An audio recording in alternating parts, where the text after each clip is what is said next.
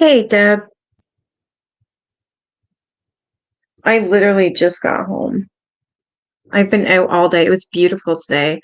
It's been like 16 degrees all day. It was nice. So we went for a walk by the water and I had some errands to do. Then I went to the grocery store and now I'm back. So we've been out all day, me and my son. It's been good. It's nice. It makes me happy. Spring's coming.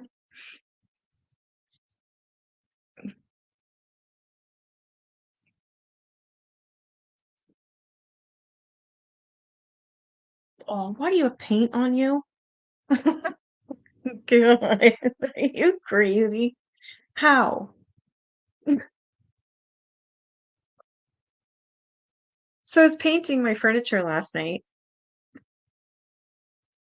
No, I missed it. I was reading, well, not all of it, but I was trying to get into reading the script that I was sent. I will watch it though. I just got home. Freaking cat's got paint all over the side of her. It says painting the little doll furniture. She's got white paint on her now.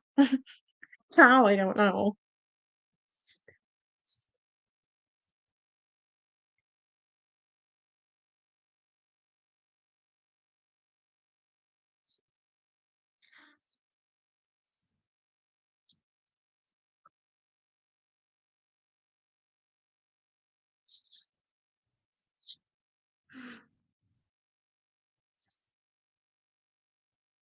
All right, so this is titled Their Numbers. Between its opening in 1869 and 1900, roughly 8,000 people entered Willard, of whom 1,500. I'll be very surprised. Okay, I gotta see it. Is that what all the lips and makeup or something was about? I remember seeing that in Discord. I didn't read it all, but it just kept popping up, so I was getting little snippets of it.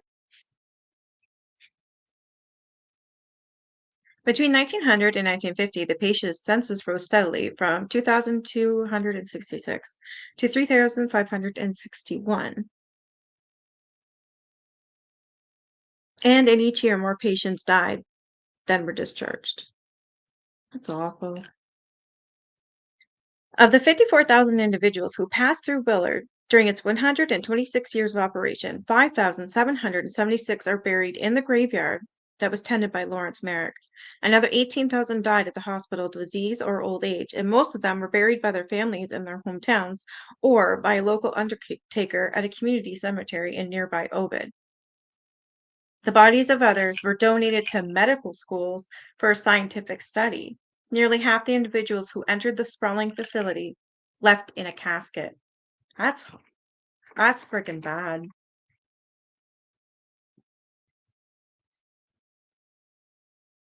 The population became older too over the life of the institution. In its last 2 decades, Willard was practically a geriatric facility with the exception of acute admissions of younger patients from the surrounding countries. After 1890, more patients came directly from their family homes, and many were from better economic circumstances.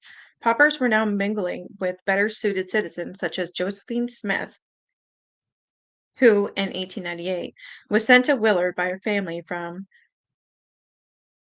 Canada away. When she suffered a second episode of depression. 5 years later, they spent a small fortune having Josephine treated at the posh Long Island Home Hotel for Nervous Invalids in Amityville, whose residents were met at the train by top-hatted driver, dined with silver and fancy porcelain, and relaxed on Louis' sofas and parlors. Apparently, such luxurious appointed treatment had beneficial effects since Josephine was returned in full recovery to her family home. When the money ran out and Josephine again showed signs of melancholy, the family money had run out and she was sent to Willard, where she spent the remaining 75 years of her life. Oh my God. Hey, Tina. Hey, Mama 3. 75 years. She must have been the person with the longest continuous stay at Willard, dying there at the age of 101. That's this lady here.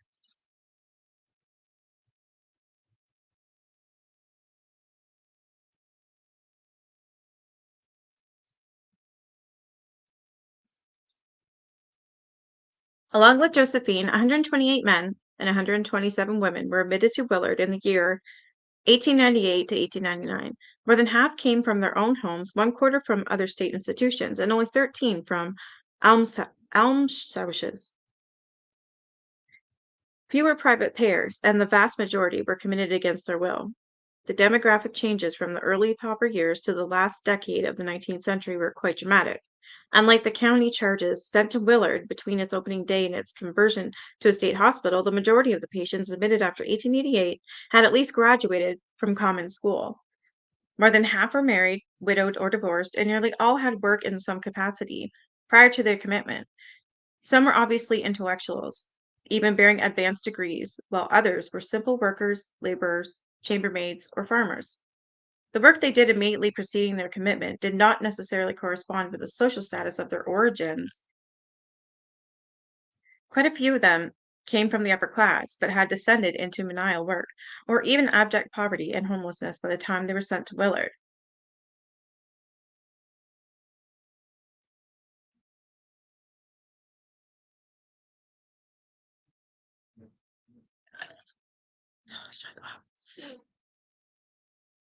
Their occupations from 1888 to 1900.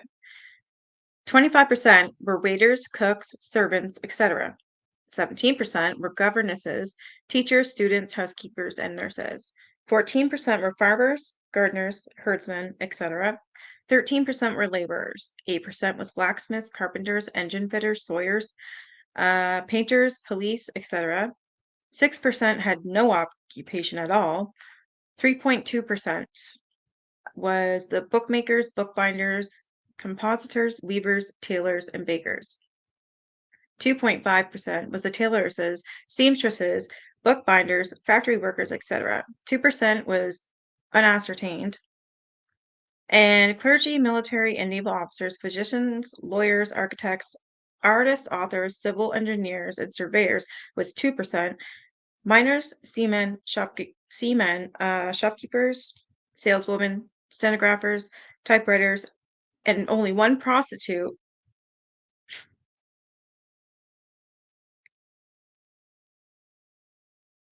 And this is from the 32nd annual report of the Willard State Hospital, 1990. Duration of insanity prior to admission. Hey, Teresa. Before 1900, Willard psychiatrists recorded the duration of insanity prior to admission. For 80% of new patients, this was less than 6 months. Today, this would be considered a favorable prognostic sign, but back then, such a finding did not deter one from becoming a lifelong patient. Most individuals never left after their first admission to Willard.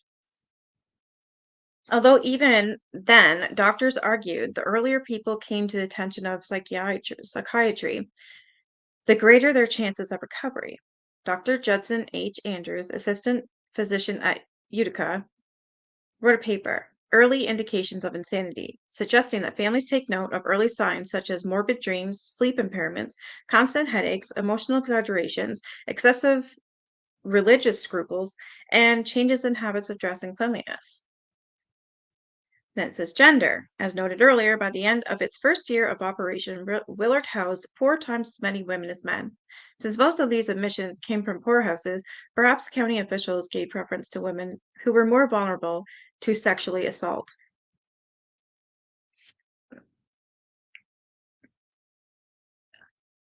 By 1900, the proportion of women and men admitted was equal. Women were more likely to be married than their male peers, but were twice as often widowed.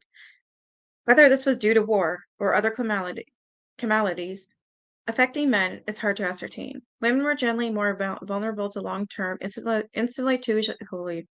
institutionalization because many were employed as domestics and in constant close contact with their employers. Any aberrant behavior or dispute with the employer could be construed as a sign of mental illness. Seriously, just because you have a dispute with somebody, you're mentally ill? No. And it will result in commitment.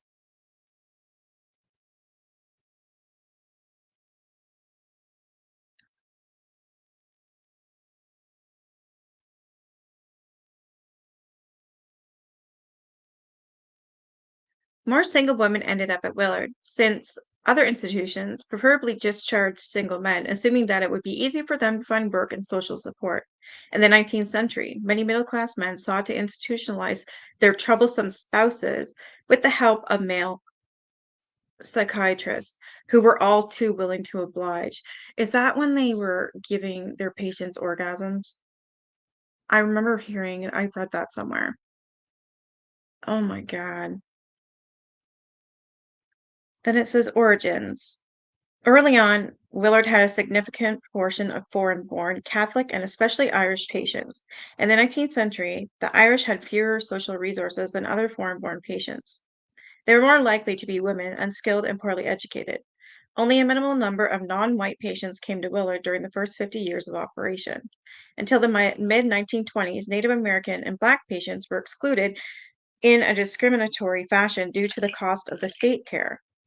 They continued to languish in almshouses or homeless encampments.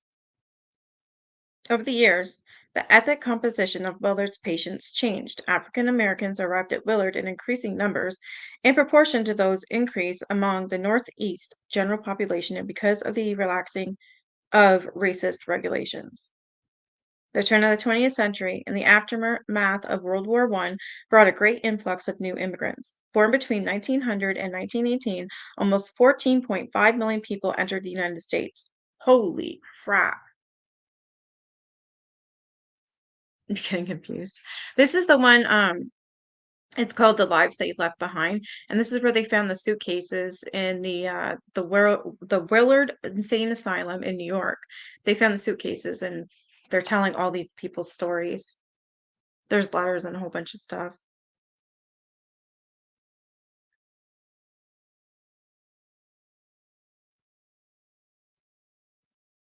Between 1900 and 1918, almost 14.5 million people entered the United States.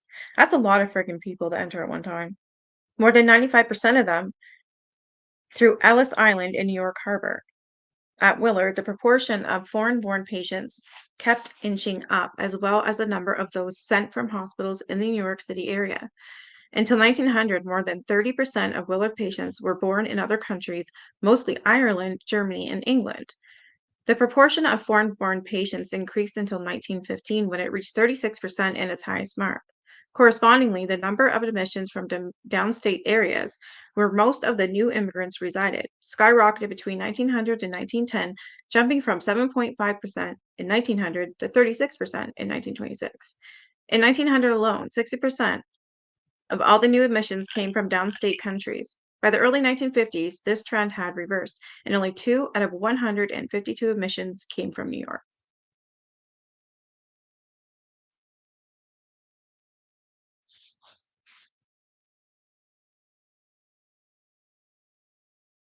Then there's like a table of contents here, and it says the table number in two parts. Part one, first admissions to any hospital for insane men. This was done October 1st, 1907. And it just tells people's names, their sex, uh,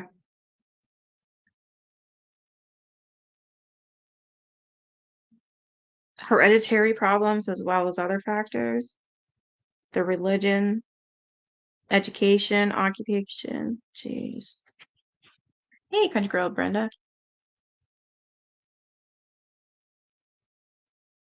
Oh, it was pretty windy today. It was beautiful, beautiful out, but yeah, it was really windy. And it was the other day. I thought we were gonna have a freaking tornado. I'm serious. My front door felt like it was gonna blow open. It was pretty bad.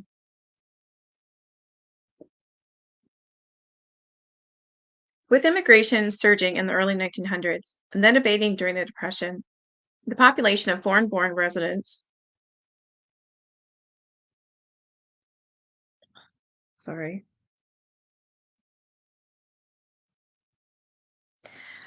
every now and then I get that ringing in my ears where it's like really high pitched and I'm just, hurts.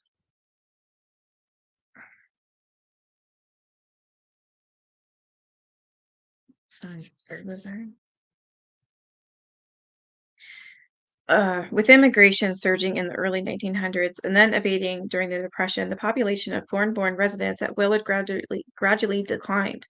Of our selected sample, the vast majority were born outside the United States in Germany, the Philippines, Scotland, Eastern Europe, France, and Egypt. This overrepresentation may reflect the fact that foreign-born urban residents had fewer community connections than those coming from rural upstate areas and thus brought more of their belongings to Willard.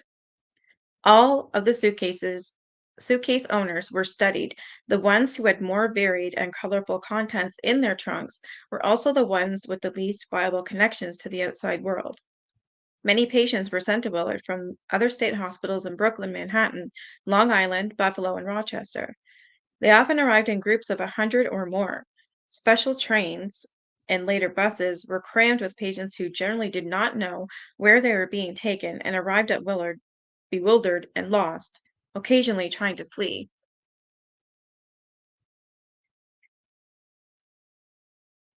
Really, Tina? I don't know what it is. It's very, it's piercing. And I don't, makes me feel stupid because I just kind of, I don't know. It's like I phase out or something. Yeah.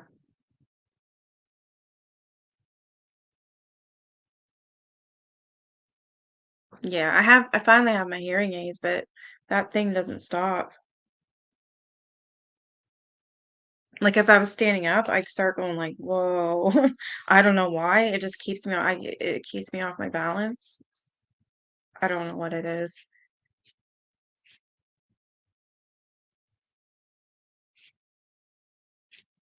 On February 18th, 1919, 65 men and the 51 women from Manhattan State Hospital arrived at Willard in the company of several attendants and one assistant physician, Dr. Audrey.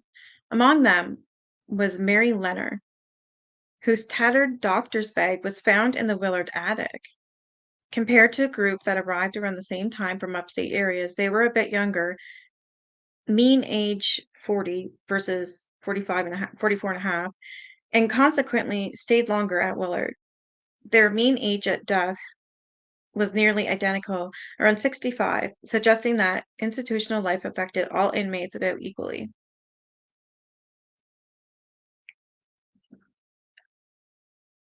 Yeah, probably is.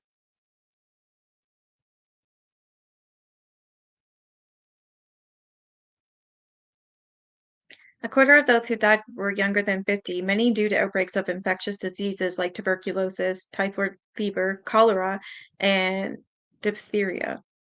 There were some, like 101-year-old Josephine Smith, who lived to a very old age at Willard, but this was the exception, not the rule. Since upstate people were more likely to come from family homes, it follows that they would have been kept there longer, even if they showed signs of disturbance. Downstate patients were much more likely to be single, foreign born, and disaffiliated, and society did not afford them the same level of tolerance and support that their upstate peers had. The number discharged back to the community was negligible, small for both upstate and downstate patients, suggesting that institutional policies dictated the fate of these people rather than the opportunities that may have been available to them outside of the walls of Willard. Family relations. Many 19th century admissions were initiated by families after many years of tolerating problematic behavior, with wealthier families taking an even longer time to move towards commitment. Of the 29 suitcase owners, we initially selected for closer study, only 8 came from their family homes, and their families were involved in their commitment. Only one person came as a voluntary admission, and no one in our sample who was transferred from a downstate institution lived with a family member prior to admission. In fact, none of the people included in this book lived with their family prior to admission or had family members involved in their environment, in their commitment, sorry. Do you really? You should really get that checked out. I get that a lot. I was like I don't know what happened to me. It was like a week and I felt like I was drunk all the time or on drugs or something. Both, either or both. And I was walking all I couldn't walk straight. It was really bad vertigo. Yeah. I still don't know what caused it.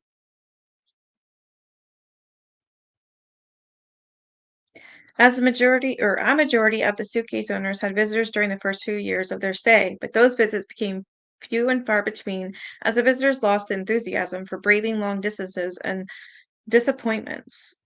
That's nice.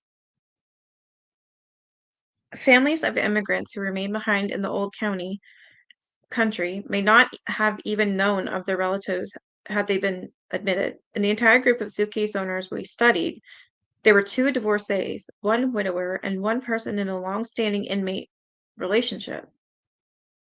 The others had never been married.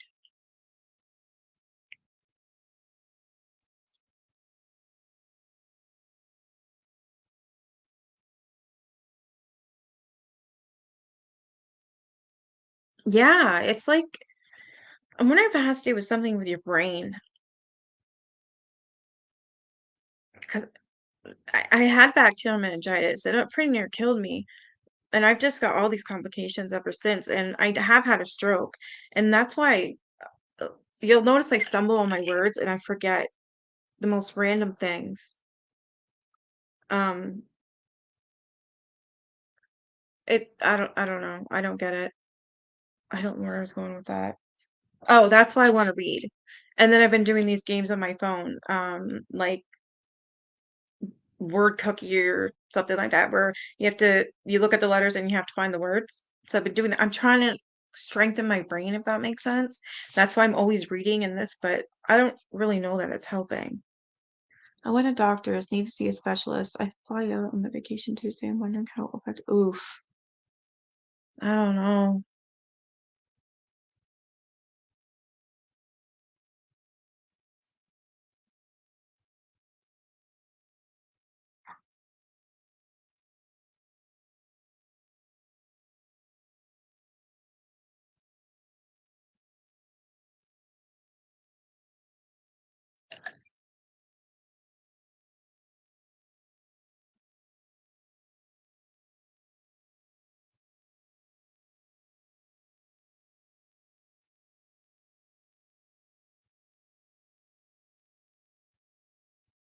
Get your ass to the doctor before I meet it and take lots of gum in case.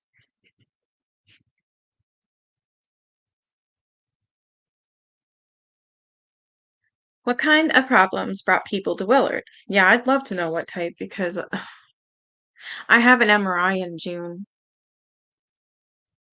and this is supposed to be the final one because there is something wrong with me. There's like I don't know. I don't know. I'm not a doctor, but there's like he said there was like lights in my brain, light flashes. Something's wrong, anyways. Um, and my vertebrae is like getting. I think what happened is I'm pretty sure it pinched a nerve because I remember my back's all numb and I can't feel my feet and my legs just below my knee. It's all numb. And I think that I pinched a nerve and because I was doing hotel work, I was housekeeping, and I just remember the burn and burn and burn, and I never did anything about it. I didn't go to the doctor. I never did go to the doctor or anything for anything. I don't know. I just didn't. I was too busy working. But I think maybe I pinched a nerve and I was looking it up and it was saying that if you pinched a nerve, it actually is very serious because it means part of your spine has broken off and is now crushed. I was like, what? Causing that nerve to non-function. You have been weird. Maybe you need hearing aids. The that ringing is finally gone. So I am partially deaf. I had to get them. I'm so glad I did because I don't sit there and have to listen to like that drove me nuts.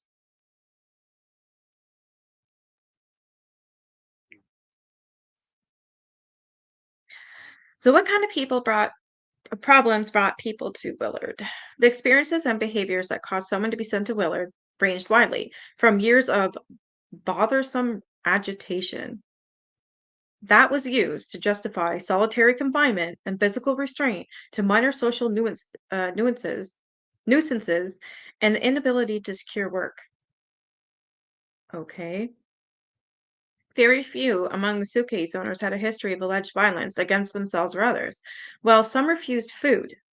because they suspected it might be poisoned. No one made an overt suicide attempt or an attempt on someone's life. Frank Coles, as far as we know, had only a single angry public outburst for which he was arrested and transferred to a mental hospital, never to emerge. How is that even possible? An angry public outburst had poor Frank Coles admitted and he never got out. That is scary. I wouldn't even like people are entitled to get mad. It's not like he beat the crap out of somebody.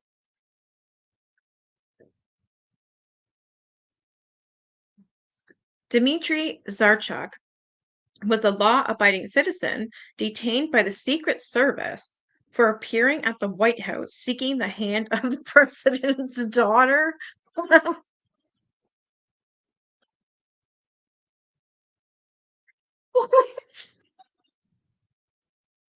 So Dmitry, because he wanted to marry. Oh my God. That's funny. So what the hell happened to him? So he was just detained by the Secret Service.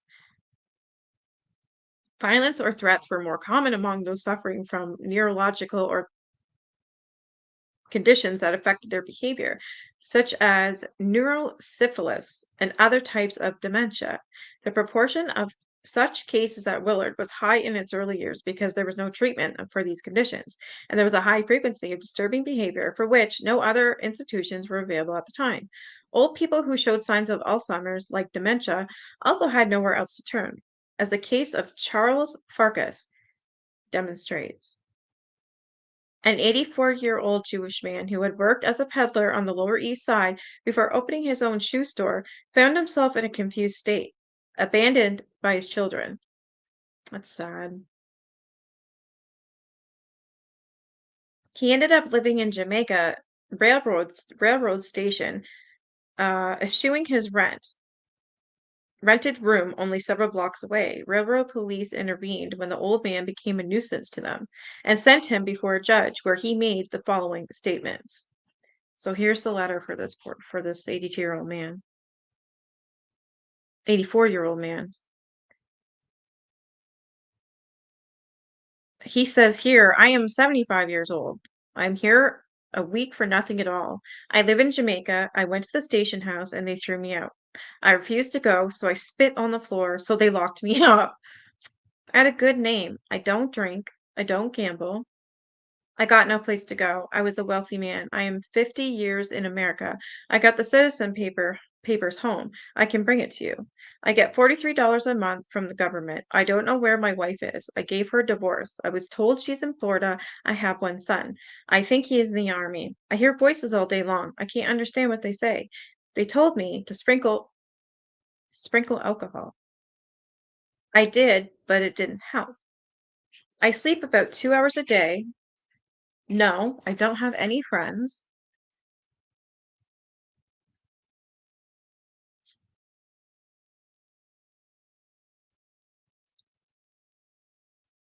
When his daughter learned that her father had been taken to a mental institution hundreds of miles north, she could do little more than send him a few items and pay for his funeral 4 years later. In his large steamer trunk, we found a pair of well-used prayer books, fancy shoes, and galoshes that accoutrements, I don't know what that means, of a reasonably well-off Jewish man from New York's Lower East Side. It is hard to know how many people experience physical or emotional abuse or other serious trauma prior to becoming psychiatric patients. A few of the suitcase owners offer hints of such events, which have been identified in recent years as important uh, precursors to many psychiatric conditions. Margaret Dunleavy experienced the death of both parents and placement in an orphanage before the age of 10.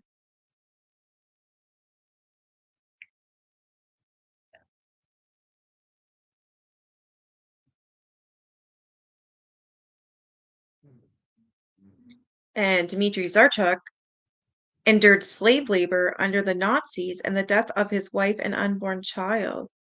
Ethel Smalls was certainly beaten by her drunken husband and traumatized by losing two of her children. Oh my God.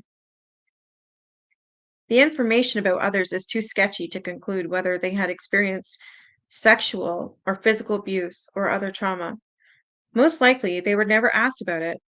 When psychiatrists referred to sexual abuse in those days, they generally meant self-abuse, that is, excessive masturbation.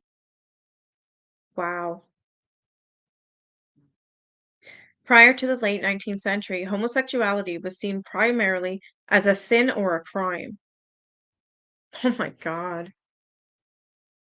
But Victorian psychiatrists tried to bring what they considered a more scientific view of human behavior to the issue, and homosexuality was considered a mental illness until 1973, when the American Psychiatric Association removed it from its list of diagnoses.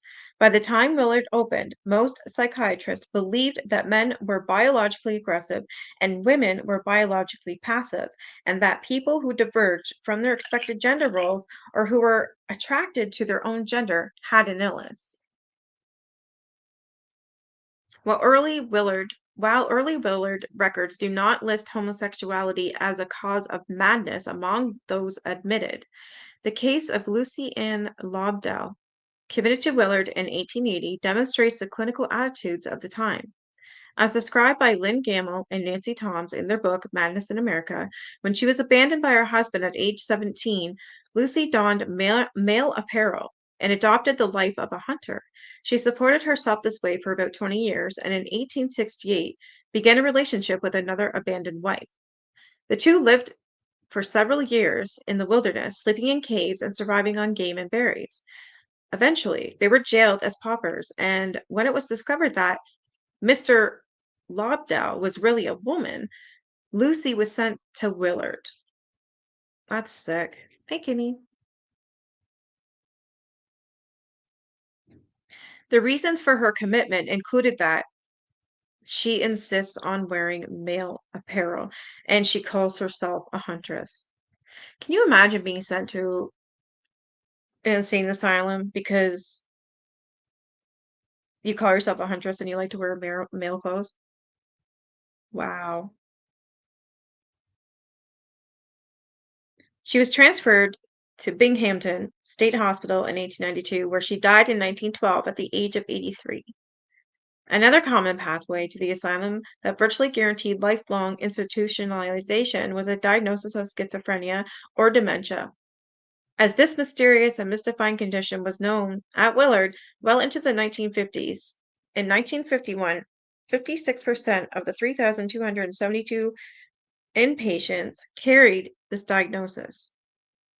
Yeah, right. I doubt that much. In contrast, manic depression was only diagnosed in 4% of inpatients, whereas in 1990, mania and melancholia accounted for 34% of the population, and dementia did not appear at all. In the late 19th century, psychiatrists favored a very broad approach to diagnostics, categories that merited institutional treatment. As Ellen Dwyer put it in Homes for the Mad, Life Inside Two 19th Century Asylums, almost every form of neurotic disorder that affects the moral powers in any way justified admission to an asylum. So there's more books out there that I need to read.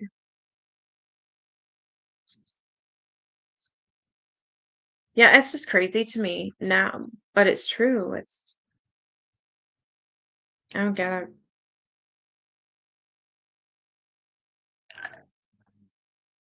Emphasis was placed on eccentric behavior that represented a shift from previous patterns. The quiet had become noisy,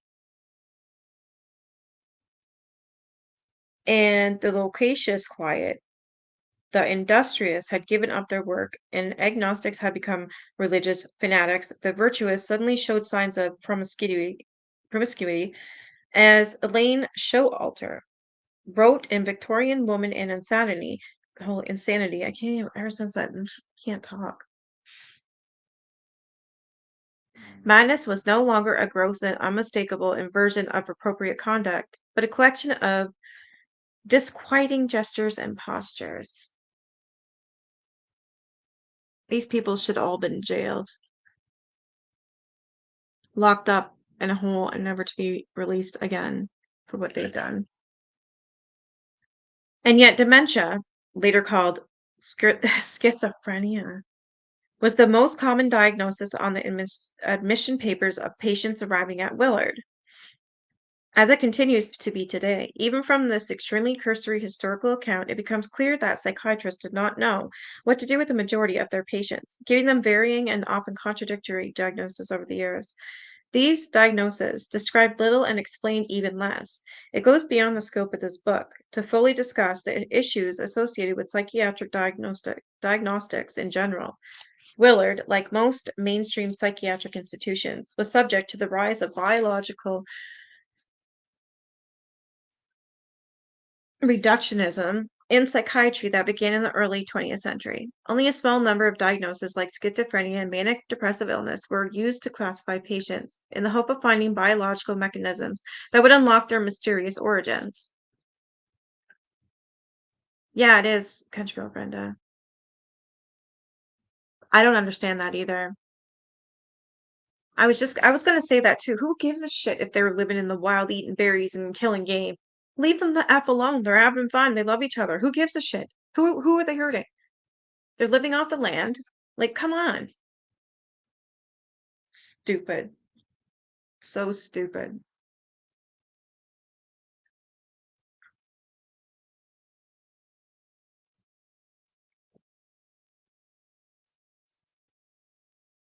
In the early days of Willard, medical perspectives about the origins of madness were still open to possible causes other than brain pathology. Emotional and economic stress were seen as perfectly acceptable causes for mental disturbance, as were more abstruse ideas such as excessive masturbation, and they called that sexual abuse, and, and general lewdness. Heredity played a rather minor role based on careful family histories, while neurological and other physical causes were well represented among Willard patients. The interface between medical illness and psychiatric symptoms is still poorly understood to this day, but this was a fairly frequent occurrence among Willard patients. Margaret Dunleavy and Ethel Smalls are prime examples of such comorbidity and the largely unexplored forces that are apt to cross the boundaries between pain caused by ulcers, ulcers caused by mental distress, and mental distress caused by gastrointestinal problems. But there were many others. Not a few Willard patients, mostly men, were considered intemperate. In other words, they would be seen today as alcoholics. Intemperance was not considered an addictive disorder, but a kind of moral flaw, a lack of control or inhibition, possibly res- uh, rectifiable by moral or religious intercession.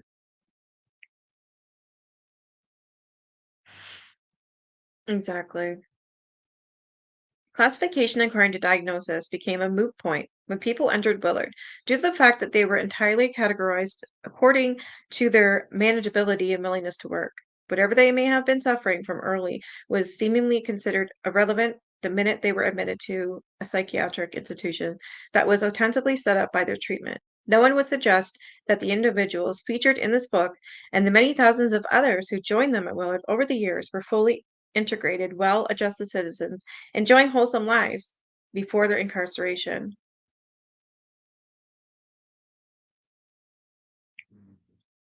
They indeed had many problems, frequently of social origin, sometimes set off by alcohol use, family conflict, trauma, abandonment, loss of work, poverty, and so forth. Can you imagine? We'd all be at Willard right now if this were true. Like if they were doing that right now, every single person would be in, especially nowadays. Everybody would be at Willard.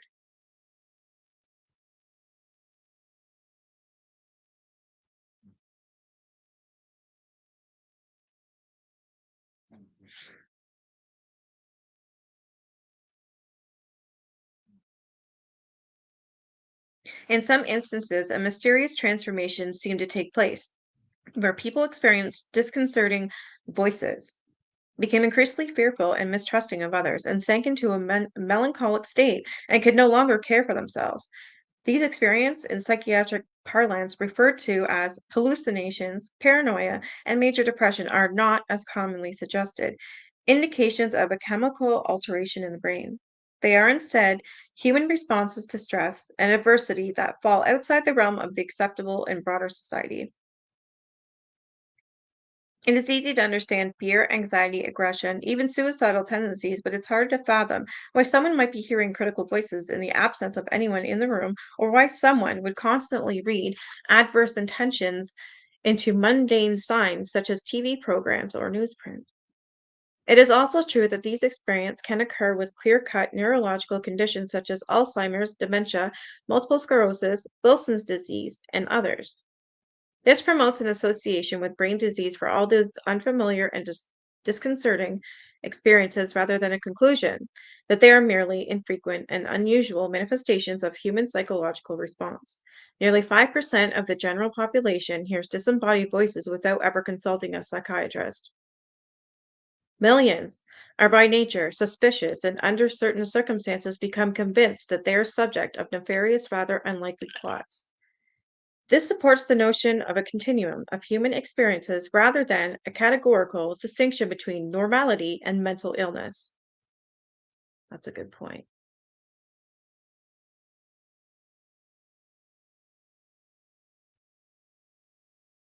Yeah, in this book, they're saying that it's more female. It's like 95% female, 5% male. I don't know what it is today, though.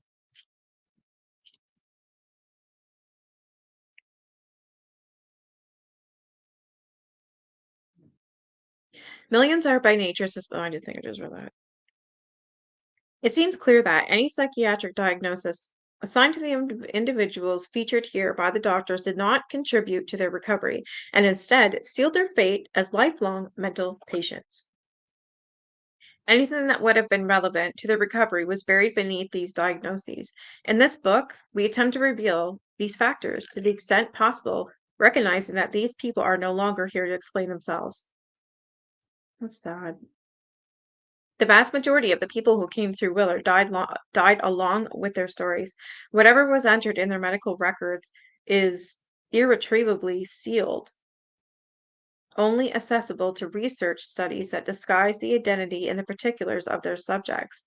As much as the treasure of materials found in the suitcases allows us to delve into the life stories of a tiny segment of Willard's population, it casts an even larger shadow on the thousands of stories that will remain lost forever. This phenomenon occurs in all instances when particular details are learned about individuals who passed through tragedy, who died in wars, were exterminated in concentration camps, or went through slavery or other devastation. Knowing something about a few people makes us yearn to learn more about the many thousands, even millions, which these few represent. But there is a risk of false generalization, and in this case, or in the case of mental institution, generalizations may be even more problematic than for other human calamities. When considering wars or famines, we must assume that no one deserved to have gone through these experiences, unless, of course, they were perpetrators. But a mental institution is supposed to be a place of healing and support. People sometimes go there voluntarily, and some do get better at times, return to their previous lives, and occasionally even advance in their careers, start families, and rejoin their communities. But as the suitcase owners' lives show, many do not find healing, and the treatment can be spirit breaking.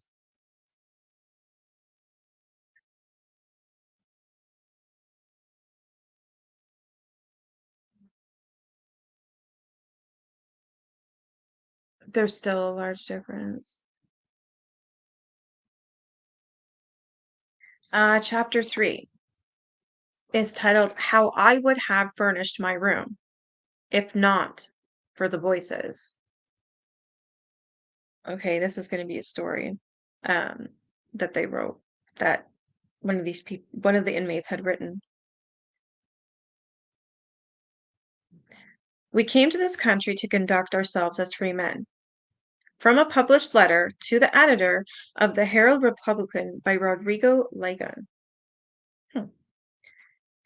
Mrs. Louise Maycock, the wife of a prominent Buffalo doctor, went before a judge in September 1917 seeking to have her house servant committed to a mental hospital. The patient has been in my employ for the past 2 months. During the past month, he has been very depressed, complaining of many and various pains. He now believes that spirits are constantly talking to him, telling him that he has sinned and must confess to a priest, she testified.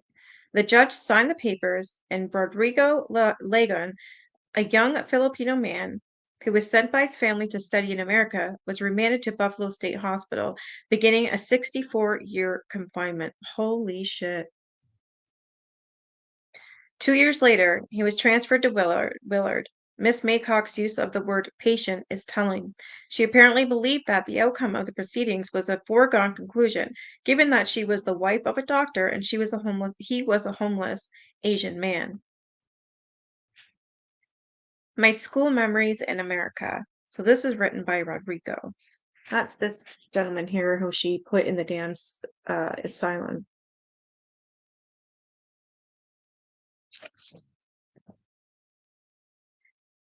Rodrigo, a native of Mambuso in the Philippines Islands, province of Capiz, came from a prominent family of bankers and politicians, as evidenced by newspaper clippings and letters from in his trunk. He arrived in Salt Lake City, Utah in 1907 as a third grade elementary school student. As a youth, he was a passionate advocate for Philippine independence from the United States, writing letters to newspapers, helping organize Filipino American groups, attending rallies, and subscribing to pro independence journals. Why he ended up as a house servant in Buffalo 10 years after he arrived in the United States is a mystery. Well, that's what I was going to say. He was sent there to study. And then he's basically a slave. Then gets sent the rest of his life to live in a mental asylum. That's real friggin' lovely.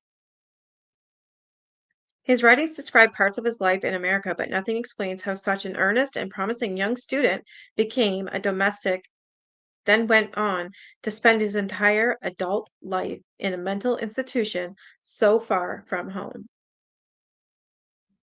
At some point, he must have fallen off the track that would have led to a government or military career, but the evidence left behind does not fully explain when or why.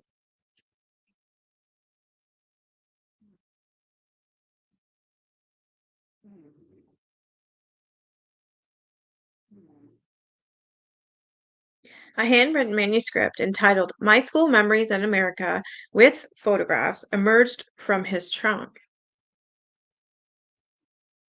He wrote it in 1919, just around the time he was sent to Willard. The photographs are missing, and the document ends mid-sentence, but it contains his description of the four schools he attended in Salt Lake City, with each building and its exact location, the subjects he studied, and mention of his relationship with some of his classmates. I couldn't imagine that, wanting to go to America and then you get locked up for the rest of your life because one person decided to say you were crazy. Like, wow. This item, small booklet, blue marbleized paper, and two white sheets folded in half inside. 12 pages handwritten in pencil on lined paper. So here's the excerpt. As a pupil of the Wastich Public Schools, Salt Lake City, Utah, early in the autumn of the year 1907, I became a pupil of this school. This beautiful large brick school is located near South Temple Street on R Street, which a year after, its name was changed to Elizabeth Street.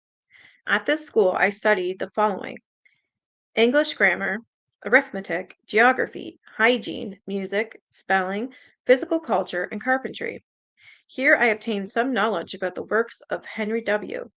Longfellow and learned by heart the immortal speech of Abraham Lincoln, the Gettysburg speech. The stagecoach wagon which belongs to the fort used to carry us down to school.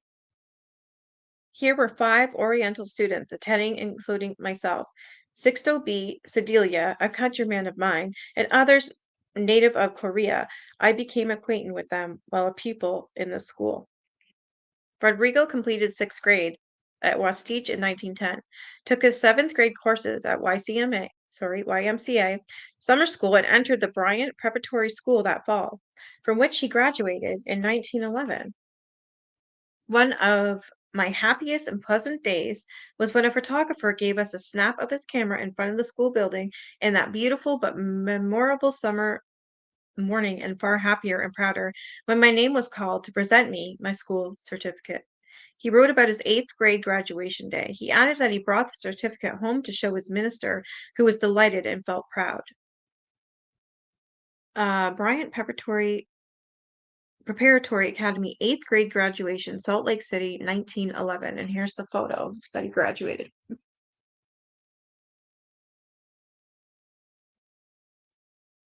I'll put them in the community tab because I know it's really hard to see.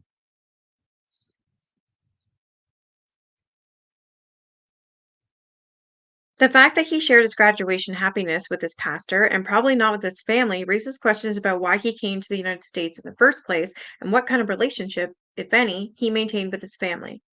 Only tentative answers can be found in the many letters and photographs from his trunk and in notes from his hospital record.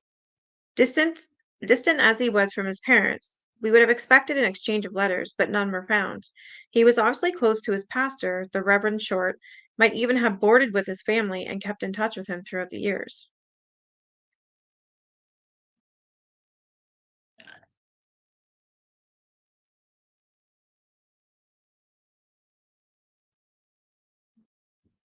Oh,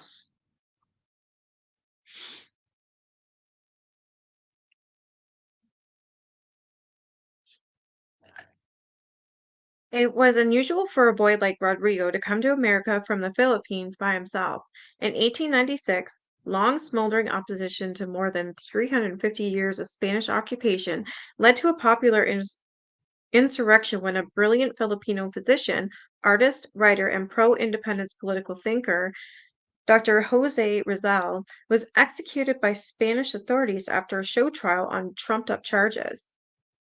In 1898, the Philippines declared its independence from Spain and a republic was instituted. That same year, the Treaty of Paris ended the Spanish-American War and Spain ceded the Philippines to the United States. President William McKinley proposed a benevolent assimilation of the Philippines as a U.S. colonial territory, an idea that was rather unpopular in the newly independent nation. This resulted in a 4-year war between the United States and the Philippines, during which the Philippines president was captured and forced to issue a proclamation of surrender, ending the republic. A new government was set up, nominally run by Filipinos, but ultimately controlled by the United States. At least two of Rodrigo's uncles were ministers in this government. Obviously, some members of Rodrigo's family were on the American side, favoring a quasi-colonial relationship.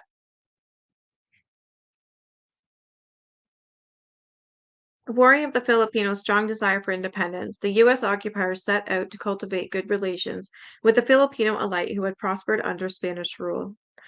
Among their tactics was a program begun in 1903 that paid for a small number of children of the wealthy to attend college in the United States. The hope was that these pensionados, as they were called, would become westernized and return to the Philippines to work as civil servants under U.S. rule. But Rodrigo, just an elementary school student, was certainly not a pensionado, so his way must have been paid by his family or perhaps by a missionary group, since his family had converted to Protestantism. At some point during his long hospitalization, uh, Rodriguez stated that an officer brought him to this country from the Philippines in 1907.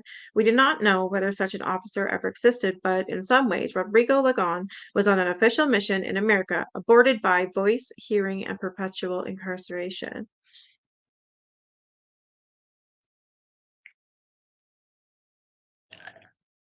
Unanswered, too, is the question of Rodrigo's relationship with his parents. His trunk contains letters from uncles and cousins, as well as drafts of some of Rodrigo's letters to them, but no correspondence with his parents. He never mentions them in any of his letters to his other family members. A cousin writes that Rodrigo's mother was anxious to see photographs of her son in the United States, which is the only reference to his parents among all his personal papers. His parents' names are listed on a statistical data sheet in his hospital record, with the word insane entered next to his father's name. Rodrigo's grades proved him to be an industrious student who performed well above the average, especially for someone for whom English was not his first language. After graduating from the Bryant Preparatory School, he entered Salt Lake High School in 1911 and studied there at least through 1912. But soon thereafter, Ligon moved to Chicago and enrolled in Wendell Phillips High School. In 1913, this was a racially mixed school that became Chicago's first predominantly African American high school. Maybe he felt shunned as a minority student in the lily white schools of Salt Lake City and found refuge in the integrated urbanity of Chicago.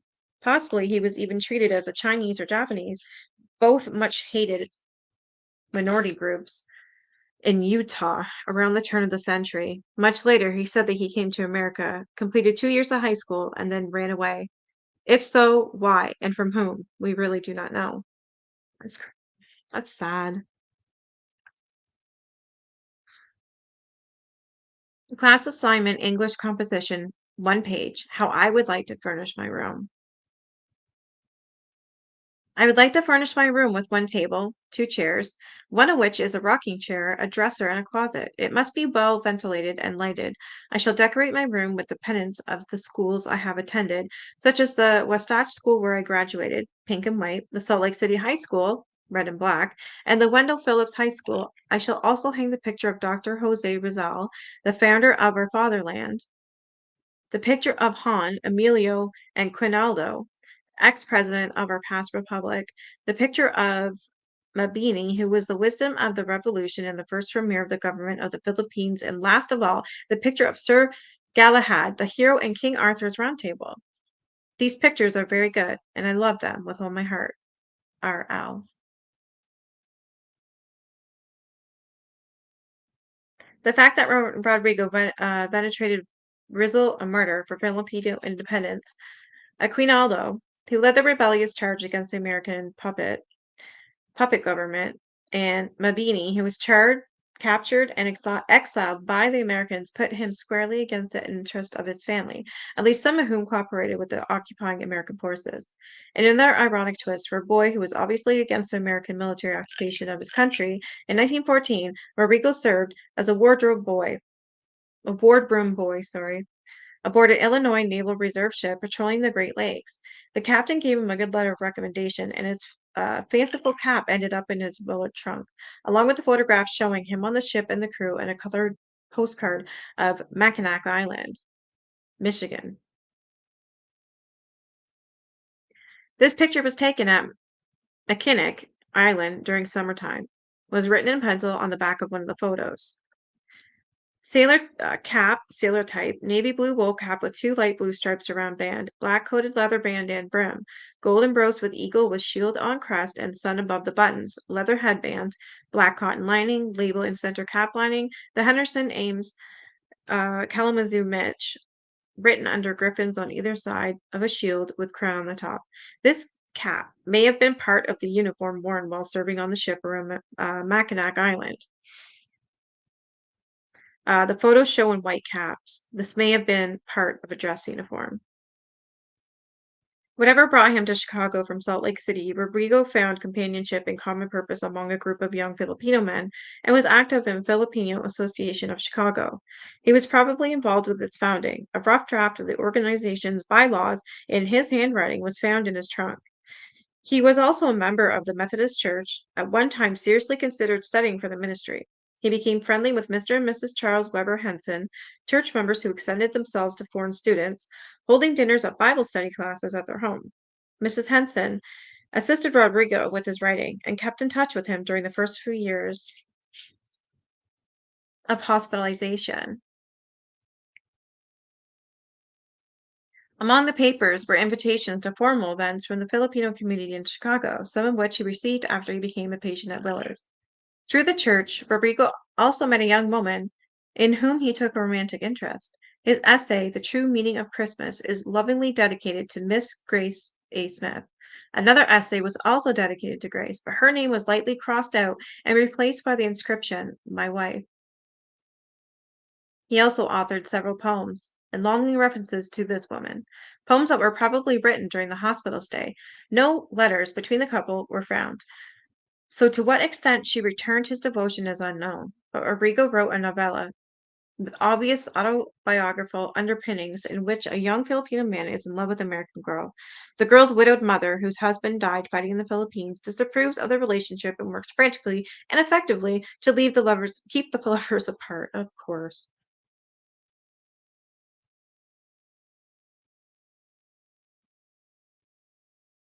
What's pronounced Mackinac?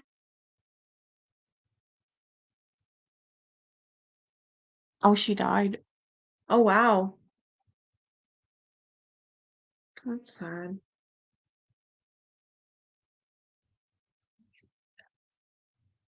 You would know, you're from Michigan, so it's Mackinac, right? Okay.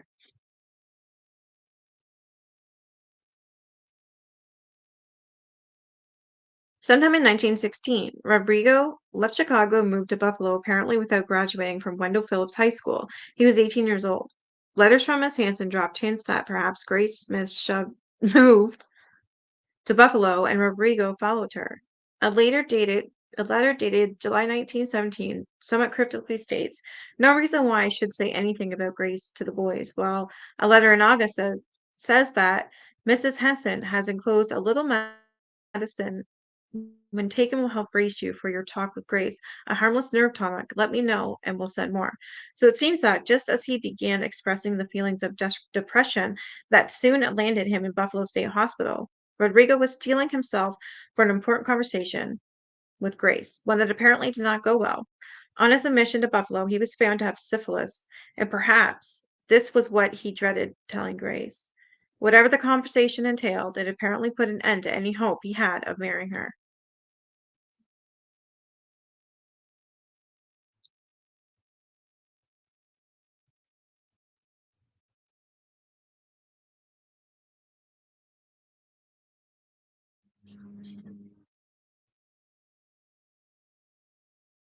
Annoyed by the voices. The fact that Rodrigo reported hearing voices telling him that he has sinned, and almost certainly the reason for the judge's decision to certify his commitment, auditory hallucinations as a phenomenon of hearing voices is labeled in clinical terms, have long been identified by psychiatry as a first-rank symptom of the disorder called schizophrenia. Yet there is a growing body of research conducted primarily in Europe and in the 1980s, showing that many people hear voices but never come to the attention of mental health authorities. Hearing voices in itself is not a symptom of an illness, but is apparent in 2 to 3% of the population. Once in 3 becomes a psych 1 in 3 becomes a psychiatric patient, but 2 in 3 can cope well, according to Marius Rome, emeritus professor at the University of Maastricht in the Netherlands. And one of the key researches in this area, the difference between patients hearing voices and non-patients hearing voices is relationship with the voices. Those who never become patients accept their voices and use them as advisors. Rome included that since so many people who heard voices were successfully integrated into their communities and did not find the voices problematic. Voice hearing in and of itself does not need to result in disability. Really? I would think it would. When you identify hearing voices with illness and try to kill the voices with the neuroleptic medication, you just miss the personal problems that lay at the roots of hearing voices. And you will not help the person solving those problems. You just make a chronic patient.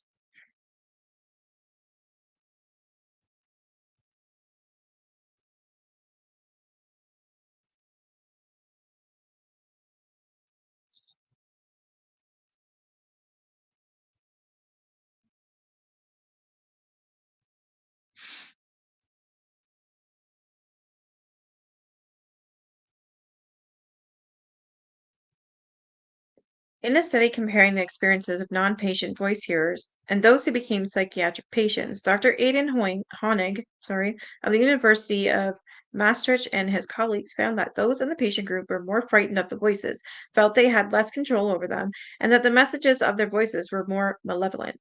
Other researchers have found that psychiatric drugs are only effective in stopping the voices for about 35% of the people who are given such drugs for this purpose. The research conducted by ROM and science journalist and research fellow Sandra Escher showed that 70% of people who hear voices report that the voices began after a traumatic or intensely emotional event.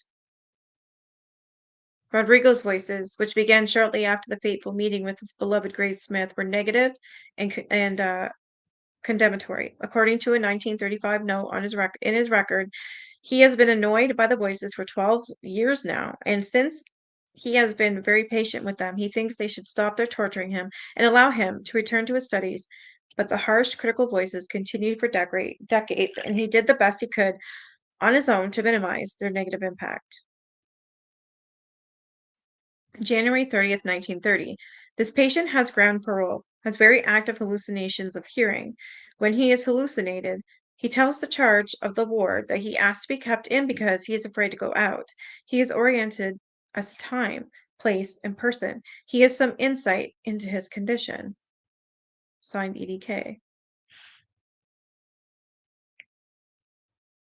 If Rodrigo were alive today and fortunate enough to live in Great Britain, Scandinavia, or the Netherlands, he would have the opportunity to join a group of fellow voice hearers who gather to provide mutual support for exploring the meaning of the voices and for coping successfully with negative voices.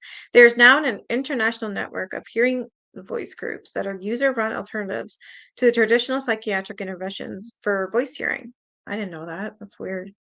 Not weird, but neat. Many in the Hearing Voices network believe that the voices are similar to dreams, symbols of our unconscious minds.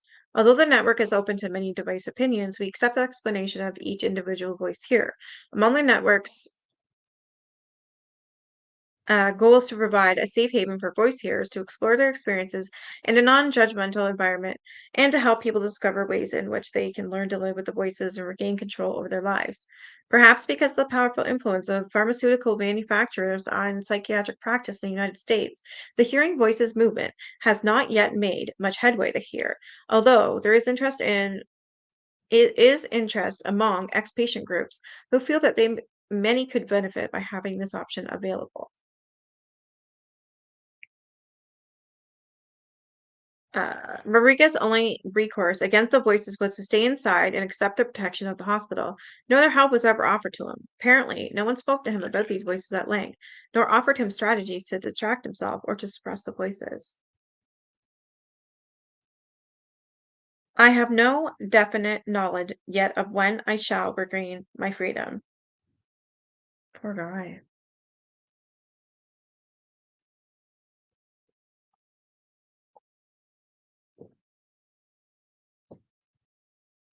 Despite the voices, Rodriguez maintained an active interest in the Filipino independence movement, subscribing to several related publications and carrying on correspondence with other activists. At least during the first few years of its institutionalization, many publications, letters, and clippings about the situation in the Philippines, dating from the 1920s, somehow ended up in his trunk. Maybe called for the materials he was allowed to keep on the ward, maybe occasioned by a transfer to more restrictive environment. A newspaper article by the Adirondacks from 1920 bears the penciled notation, property of RDL, to be placed in my trunk. Draft of letter written in pencil on the back of an envelope. Thursday, November 5th, 1921. My dear Uncle Bato, I am pleased to inform you I am still living at Willard State Hospital, Willard County, New York State. Today I am on parole again. I was outside this afternoon, but I did not stay very long because it is very cold. I am doing a bit of work in my yard, in my ward. Uncle Bato, I'm surprised what become of Uncle Rogue. I wrote to him, but it came back to me. If you know where he is living, please tell me so I can write to him again. We are having our fall season now. It is getting colder. The leaves of the trees almost gone within a month. Methink we shall have snow. How do you like our new Governor General? I hope you will write to me and please tell me what kind of government position you are holding now. Please send my pension early in the month, written above this line. Make it $100 if you can make it. My best regard to all. Farewell, your loving nephew. P.S. I have no definite knowledge yet when I shall obtain my freedom. Rodrigo D. Even though he seemed to consider himself deprived of his liberty rather than hospitalized for his treatment, there's no evidence that he was actively resistant. And Rodriguez was apparently seen as a model patient during his decades at Willard. He was well liked by the staff because he was neat and quiet, helped to run the ward, and did not cause any disturbances. He was noted over the years that he read a lot, as well as versed in current events, and that he frequently wrote poetry and songs. Despite the fact he heard voices, he was never given any psychiatric medications. That's weird. Thank you, Brenda.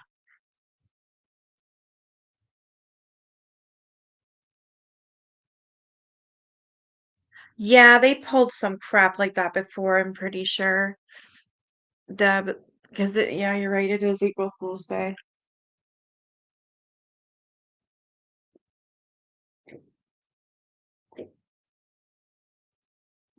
Sorry for the glubbing.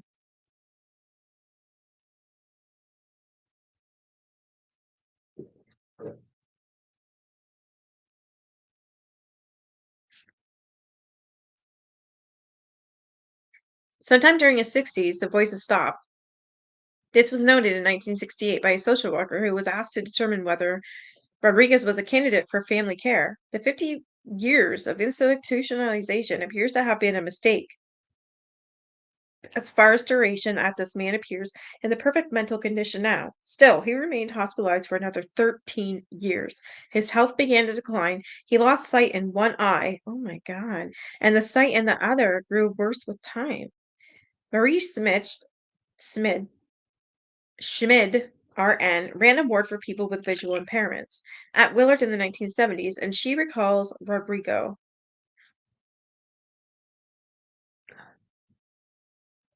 Ew. She says he had a visual impairment. I think it was a combination of a cataract and a glaucoma, and he could see. I think he saw shadows. He used a cane to ambulate. I think he used the cane partly for his own stability and also to find objects. It wasn't a white cane, it was just a regular cane, but it aided him. Doctor says, "What can you tell me about him?" The nurse says, he was very quiet, reserved man. He was able to take care of most of his own personal needs. He would help with one particular patient who was a little Japanese man, and Mr. L always took responsibility to make sure that he, this little Japanese man, go to the bathroom and got to meals. He would always guide him to the day room. I don't think they interacted much because I think there was a luggage barrier there. Sorry, a language barrier there, but he sort of took care of him. His blindness put an end to the staff's pressure on Rodrigo to go to a family care home, which he had refused to consider for more than a decade. He maintained his interest in political affairs and in reading, and the staff took him regularly to the hospital library to select talking books. At the age of 78, his record states that he had cancer of the bowel, which was partially resolved on 1/24/77 by surgery, monthly oncology clinic to monitor possible recurrence. When Rodrigo Lagon died in the Willard Infirmary in 1981 at the age of 83, an autopsy revealed that cause of death to be metastatic sarcoma of the liver, kidneys, and lungs. No mention was made in the record of his burial. His brain was removed and sent to the neuropathology department of New York Psychiatric Institute at Columbia University for study. One wonders what they hope to find. I'm gonna stop there. I'm stumbling my words and my throat hurts.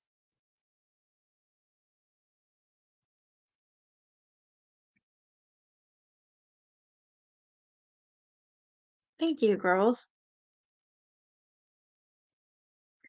Even if I don't know, I know like when women age, despite what age they think like 40 is like 50 is like, oh my God, or even 70 or 60. You know what? I see some pretty hot grandma looking women around here, and they've got purple stripes in their hair. They wear fake hair. They got this, and they're all their nails done, and they look awesome. Girls, I believe, should be girly. Um, that's what I truly believe. And so what? I'm gonna dress like I'm a Barbie girl, whatever. You know what I mean? I don't know. Just because you're in your 60s, 50s, 70s, 80s, I don't give a shit. Like I think it was you, Brenda. You were saying you want to dye your hair. Do it. You would probably look so. It would be so. I think you would look great. I want to do my grandmother's hair. Just one little pink streak in her white hair. Just want to see if she'll let me do it. Yeah, dress what you want to do. Look how you want to look. Like my sister and my mom always say, you dress young. I've been dressing the same way since I was like a teenager, I guess. Um, So I'm in my 30s, right? And the way I dressed are like, you dress like you're in your early 20s or maybe in your teens. Like, I don't care. I'm girly. I like my clothes. I like this. I like that. Leave me alone. It's almost like they thought it was like blasphemous. Yeah, makeovers are fun. Exactly, Brenda. I've just never been. Deb, don't say that. You have very distinctive features that I love about you.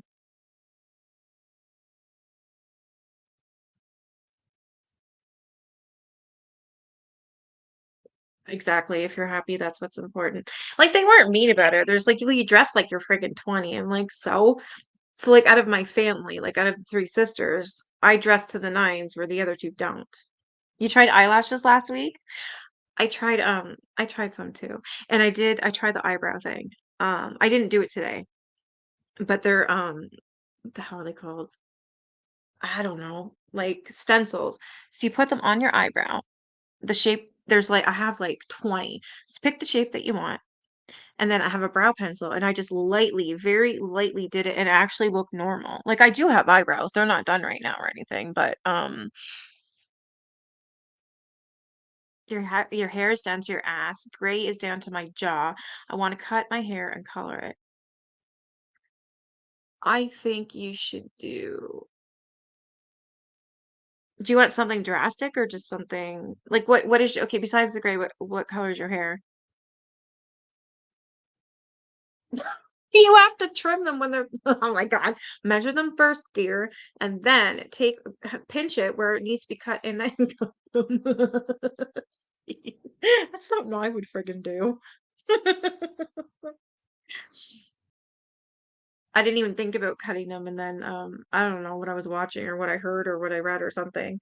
I was reading something and they said something about it's reddish brown. Okay.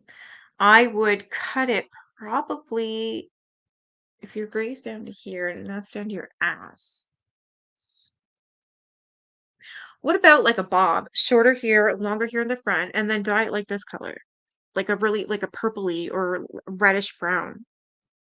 You can see that. Or have like the fake where the hell is it? These fake little blonde streaks. Yeah, I can't see it. But like put little blonde streaks in it or something. Yeah, I want to get a bob. I really do. I want to get a bob, like it's nice and short in the back. So it's gonna be spring. It's gonna be summer, right? So I'm thinking that, and then just goes down in the front. And then I don't know, maybe like what I do when I dye my hair, because I do have a bit of gray. When I do dye my hair, I always get medium golden brown. Absolutely love it from every brand. It makes your hair this color and it has red streaks all through. It shines in the sun. It's beautiful, but that's what I wear. Yeah, the stamp style, because I think it would be too much. I just use a very thin eyebrow pencil. So I'll put the stencil on which one I want to use, and then I just kind of lightly go over it like that and do the other side goes like that. I tried it the other day. I didn't do it today though, because I forgot because I don't really do my eyebrows. But I'll have to show you, maybe do a live. I suck at makeup. Like I wear blush. I don't know if you can tell, but I do.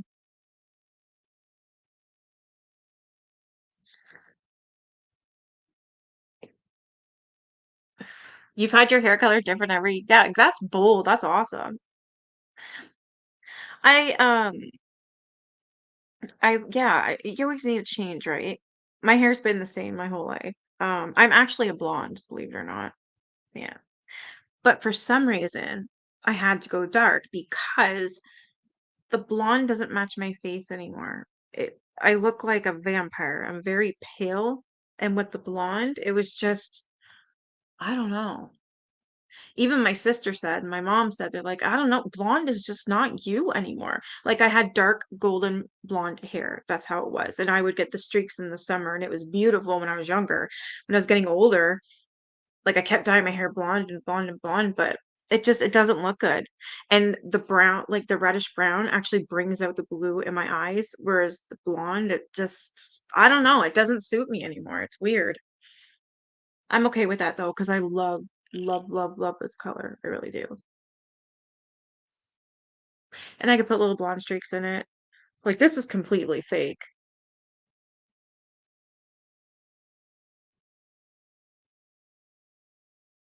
That's awesome. That would be pretty cool too.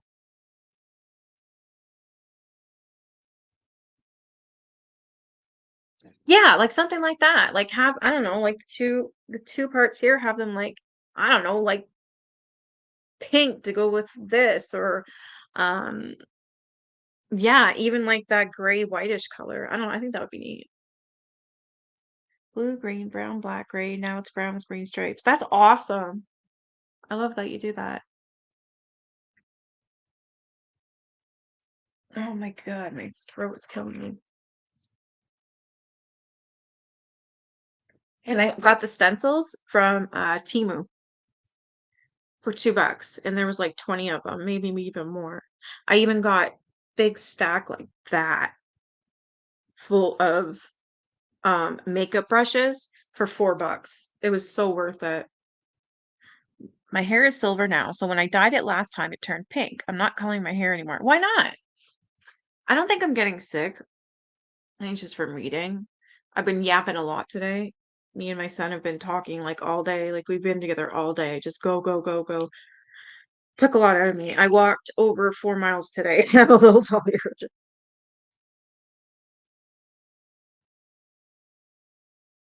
Yeah, 'cause it's just no, that's not true. About 3 miles. Hey, that hi guy. I'm actually tired, but I want to finish painting all the furniture that I have. I bought more paint and I gotta finish painting it. Like there's a little rocking chair.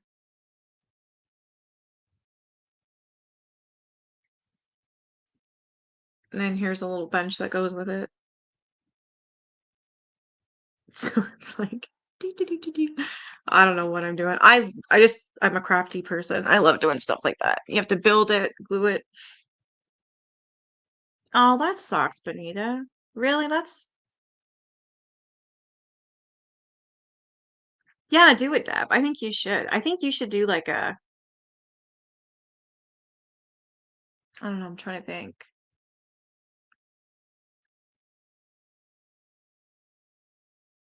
Like one of those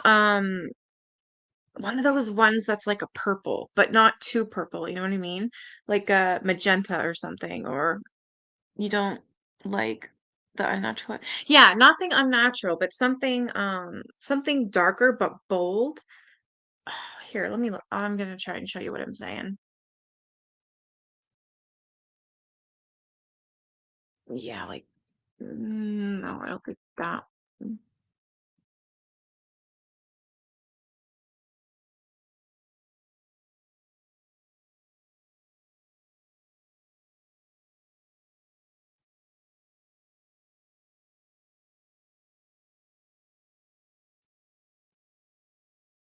Yeah, that's sexy. I like that shit. Hold on, I gotta share with you. I love that color. I used to dye your hair black. I've been thinking of doing it again. I would.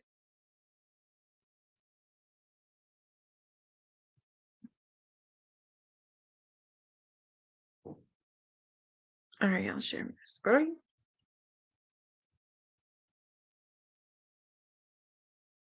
I love these colors. Look at them. They're beautiful. With the red in it. That's how my hair is. Mine's more like that. But I love the purple in it, and then I love like the red streaks in it. I don't know. I just love it. That would look good on you. You have short hair. I think that would look really cool.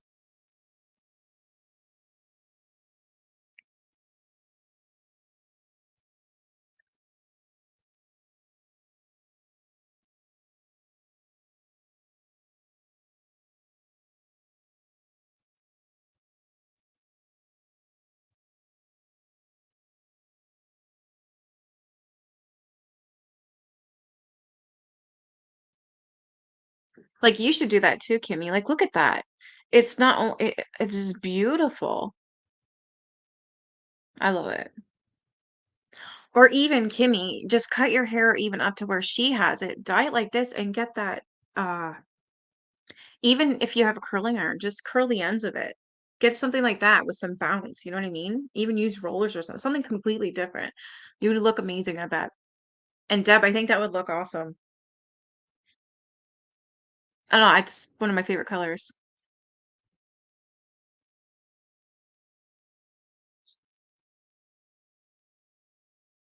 You do love those? They're beautiful, right?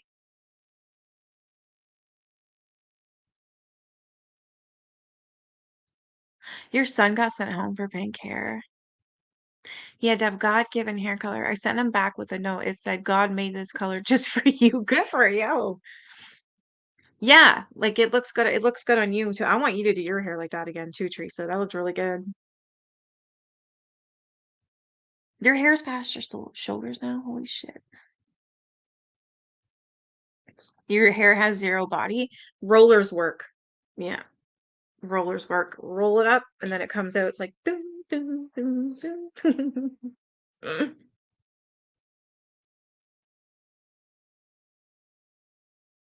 What color is this? This is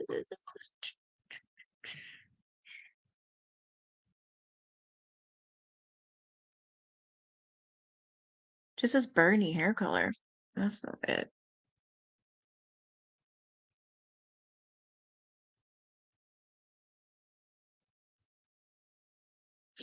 Here, I'll try something else.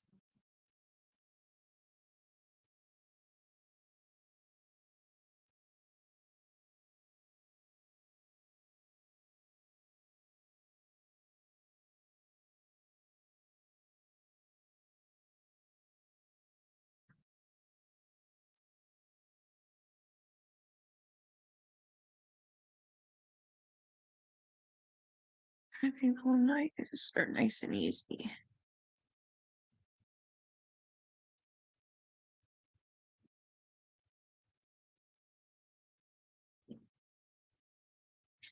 I usually use nice and easy. Here's one.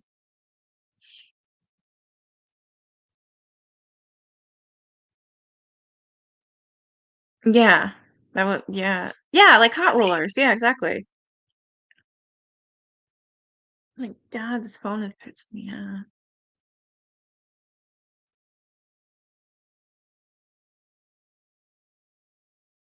Like this one here, dark burgundy. I got my sister to do that once. Melissa. Oh, it looked awesome. She loved it. We actually dye our hair the same color now. Yeah. She was bleach blonde. Well, she used to be, and then she went brown. So we both ended up with like dark blonde hair, and we get the blonde streaks in the summer. And I ended up dyeing my hair this color, and she's like, I love that. What did you use? I'm like, here, why don't you do a little different one? You go with the burgundy one. Because I do the dark golden blonde or brown. Sorry, medium golden brown is what I use. And it comes out like that. But there's one by Claro. Yeah, Kimmy.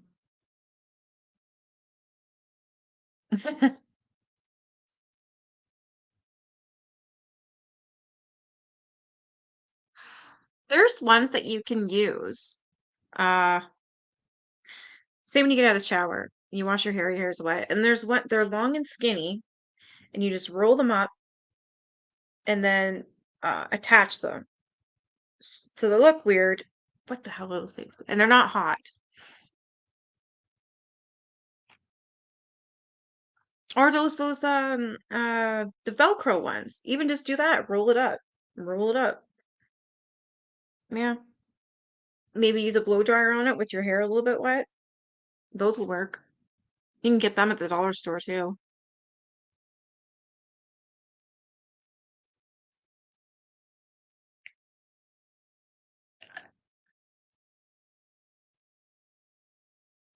Yes, we.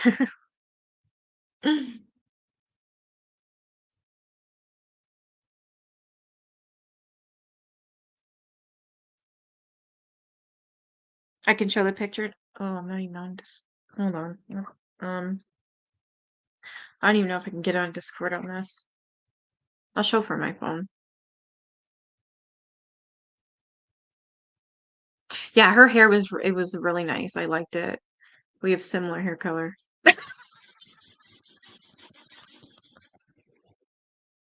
What the fuck, Trace?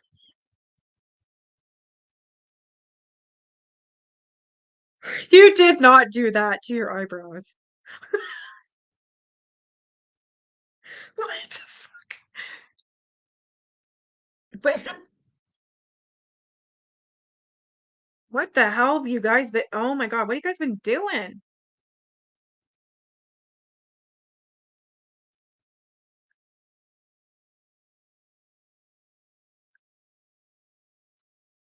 Can you guys see that? Isn't that nice? I love it on her. It looks great. I was looking at your fucking eyebrows, Teresa. Literally, cage your eyebrows.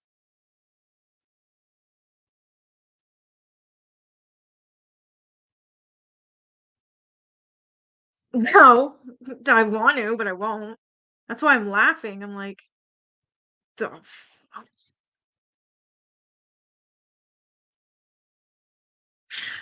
Oh my God.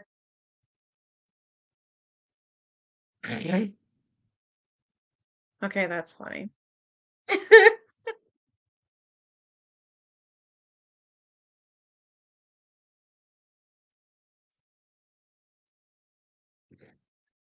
All right, I should go. I have to use the phone booth. And I gotta make another video because I have some stuff I found and it's about KJ, but I do them on my phone when they're short, so she is pretty. I love that color on her. Ooh, that'd be nice too, Benita. No, no Sharpie, don't. Get the ones I have. Get the stencils and get like a nice pen. Don't get the like the ones where you have to go do do do do do do do do do do. Get the pencil. That way you can do it lightly. Yeah, I gotta make a video. I've been doing them with this recorder on my phone, so that's why you don't see my face. Um, but when I go live, you'll see my face. All right, I'm gonna go. I'm gonna burst. I have to go to the phone booth and I'm gonna grab something to eat. Tomorrow I have nothing planned. Yes, I do. Yes, I do. I have to do the oh my God, Jack the Ripper. I'm sure I'll have something else too. All right, you guys have a great night, and I'll be back tomorrow at 7. Oh, it means going pee. So instead of saying, I'll be back, I gotta go pee. Oh, gotta go to the phone booth. And book club is sex. So it's like, oh, when me and my husband were busy at the book club. Yeah. All right. You guys have a great night, and I'll be back tomorrow. Bye.